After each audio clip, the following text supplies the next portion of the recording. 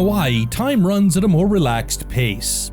The ocean waves roll relentlessly to the shore, the sands shift and change with each tide, but life remains the same. Here, surfing has always been more than just a sport. It's a religion and a tradition, one that's been passed down generations. The North Shore of Oahu, esteemed for its powerful and dangerous surf, has forever been the epicenter of the beach contest culture. Here, the Triple Crown of Surfing with its 3 events has been transformed from a counterculture activity into the most challenging and prestigious series in professional surfing.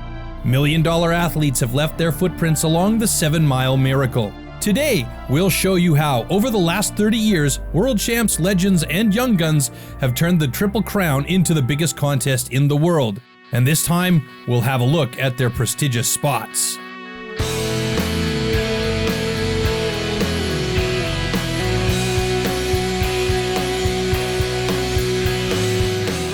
The Triple Crown will always be the most important thing other than the world title. Come out on top is probably the best feeling in the world. Whoever wins it, it'll make their life, I would say. Something that I personally look forward to each year. It's an opportunity to come and surf, in events where you've got 3 of the best waves in the world.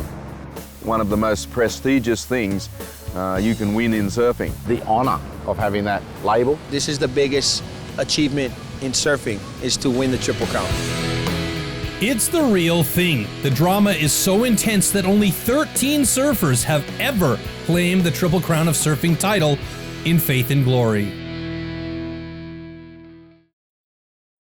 Every winter, surfers make the trek to Oahu to test their mettle at the 7 Mile Miracle. This is Mecca, by the way. A lot of people forget about, this is part of Mecca here, Hawaii, the 7 Mile Miracle. And it's tremendous when, you might say, the circus comes to town. So the idea was to have performance surf at Haleiwa, the big waves of Sunset Beach, and the hollow waves of Pipeline, and who could be the most competitive surfer in all 3 venues. So all 3 breaks, otherwise known as the jewels of the Triple Crown, have different characteristics. Sunset is by far the hardest wave to surf in the world. Kelly Slater's never won at Sunset. That means a lot, and there's not many people who have mastered it.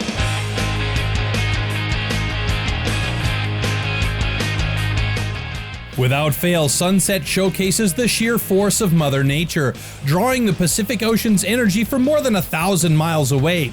The mountainous walls coming into the long right breaks at the top of Sunset Point into the cove towards the infamous West Bowl, where the bottom of the wave drops out, heaving over the reef in wide warping barrels.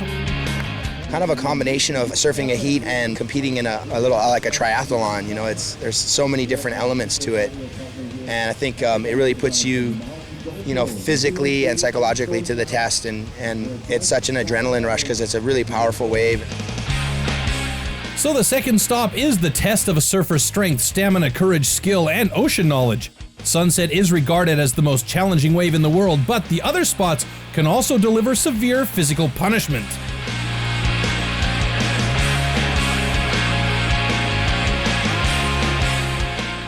You've got the open ocean of Sunset. You've got just the extreme on the beach, on the reef of Pipeline, critical takeoffs.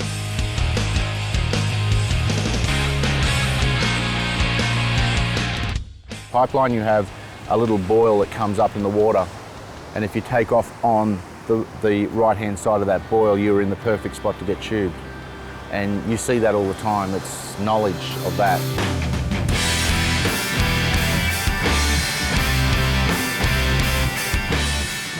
Breaking just 75 yards off the beach, it's a surfer's ultimate dream and worst nightmare, going left in pipe or right in the backdoor barrels.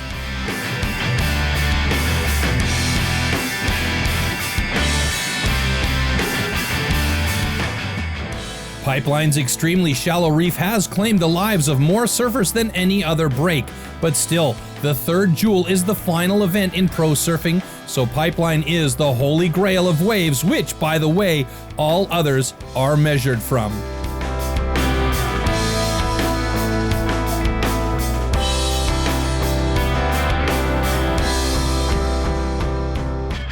And then you have Haleiwa, which is kind of a mix of the two. You have the shallow reef of the toilet bowl, and yet you have it out in the ocean a little bit like Sunset.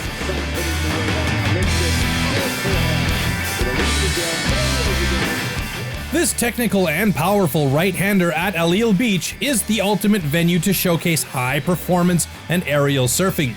As the first stop of the Triple Crown, it's the perfect training ground for charging the North Shore's heavy and intimidating surf.